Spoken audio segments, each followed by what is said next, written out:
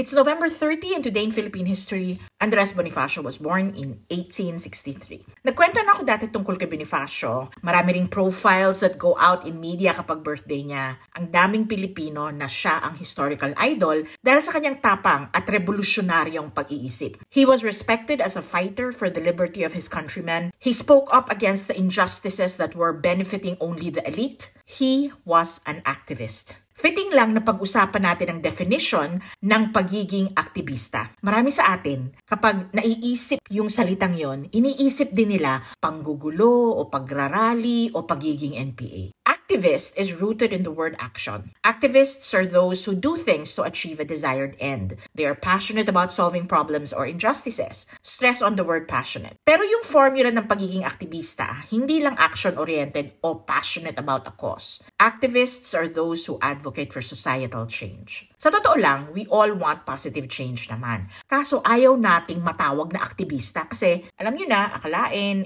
kontra gobyerno na agad. We must separate genuine activism rooted in a desire for positive reform from harmful intentions or personal agenda or political maneuvering. Iba yun. Positive activism is a wide spectrum. Example, Jose Rizal wanted reform at dahil si Lolo Pepe ay isang lover, not a fighter, ginawa niya ito sa pagsusulat. Another example, Filipino suffragettes who wanted women to have the right to vote worked for years with Congress before they finally achieved their goal in 1937. On the other end of that spectrum, Andres Bonifacio, a few years after the founding of the Katipunan, decided to evolve his political activism into an armed revolt. Activism ba yung pagiging keyboard warrior? Pwede, pero hindi yung walang kayang gawin kundi magmura o mang-okray sa comment section. In the digital space, changing minds can inspire positive action and bring truth to light. Okay yun. Factual critique and commentary? Okay yun. Pero name-calling, disparaging others, or spreading misinformation, hindi okay yun. Activism ba yung kapag may nakikita kang nakaka-bother sa lipunan, tumutulong ka agad at nagre-reach out ka sa ibang pwedeng makatulong? Pagiging aktivista yun.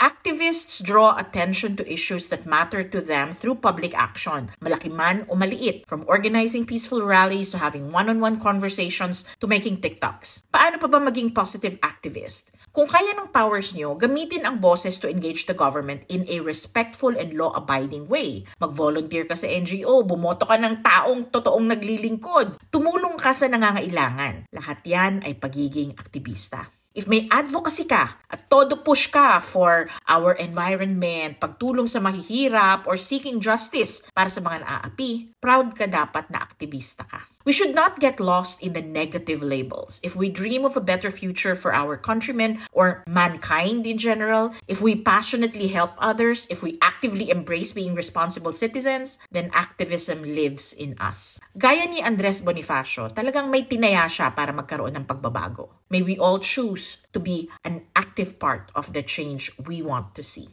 O diba? Meow meow.